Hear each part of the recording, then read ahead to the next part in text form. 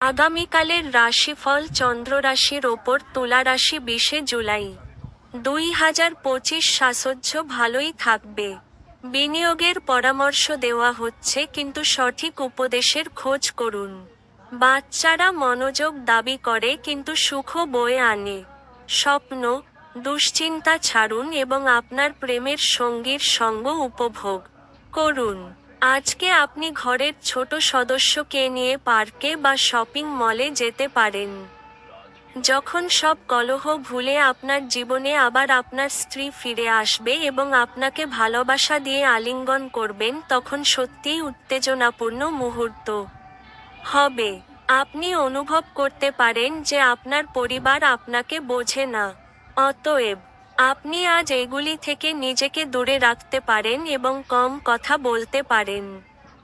আপনার ভাগ্যবান সংখ্যা 8।